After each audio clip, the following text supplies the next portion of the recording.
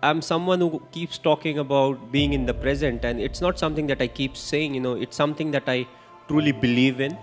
And I feel it's always important to be in the present, focus in the present, because what I'm doing in the present will have an impact on the future. And you have to be slightly ahead, you have to be slightly out of the box, but at the same time, keeping it simple is something that is the key. Keep it simple, but at the same time look to improve. And that's what is something that's very important, not to throw in the towel till the result is there. Often, what we have seen in our sport also, often it happens that, a few runs are needed, the wicket is flat, they have more wickets in the dressing room. Then what happens is you tend to back off saying, okay, we have lost this game and, let's look for the next one. But what's important is still give in your best and still try to win the game from that position. And you can still get a lot of positives out of it. You think that slowly, okay, you are on track and you are started to achieve what you really wanted to achieve. But again, next stage becomes part of the process, because once you are at the top, there are people who want to catch up. They want, like, everybody wants to be at that top slot. So it's always a process, and you always have to keep improving yourself. You have to keep learning from the mistakes that you make. Even if you are at the top, you'll still commit a lot of mistakes, and those are the learning curve that actually help you in the future. I feel for me most of the time is good time. Either you are learning or you're enjoying what you have learned. So it's not the ups and the downs. You lose some, you win some. When you win, you celebrate. When you lose, you learn. Either ways, I'm having a good time. It's a result that puts pressure on us. What if this happens? What if we don't win the game? What if we don't get selected? But again, worry about the controllables, and whatever the controllables are, we take care of it, we'll get the desired result. If we don't get the desired result, we'll improve. We'll change our plans, we'll execute better, and we'll get a chance to prove ourselves again. So, that's what it is. Thinking about the result never gives you result. Yes, you may have a target in mind, but what is more important is to take care of the small steps in life. What needs to be done, what I am supposed to do, what extra I can do, and that will help us achieve the target. That's what makes you more and more successful in life, when you go through the ups and the downs at the same time. I think I am as each and every individual is. We all feel the frustration, we all feel the irritation when things are not going our way. But what is important is, does frustration lead to anything that is good for the team? What at that point of time, what I am thinking is what needs to be done. I would say that, I feel equally frustrated. I also feel angry at times. I feel disappointed.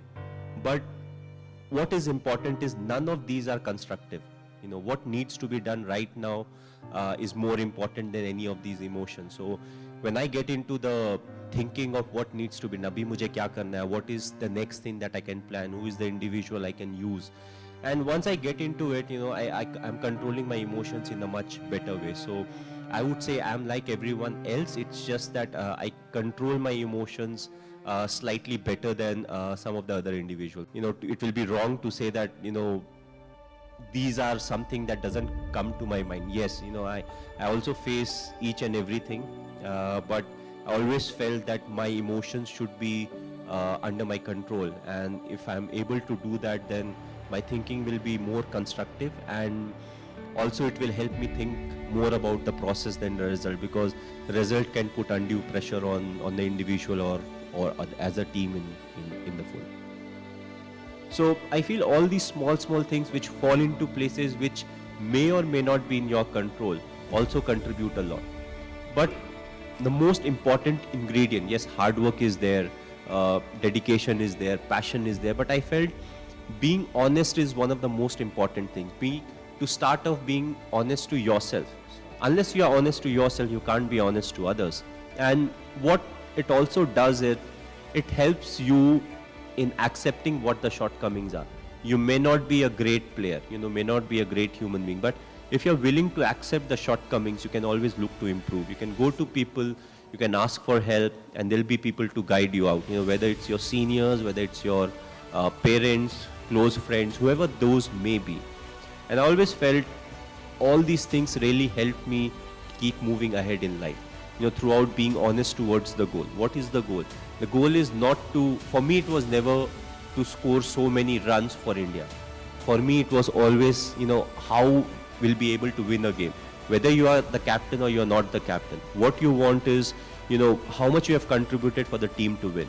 And if let's say if I am not an athlete, if I'm not a professional cricketer or a badminton player, but if I've played enough sport in school, it becomes like a culture, and it helps you stay fit in life. So if you have sport every day as part of your life, even after you get a employment with any institution, you will make sure you take some time out of it, so that you are going to, let's say, badminton court or a tennis court to go and play some kind of sport. So even if nothing, it helps you be fit.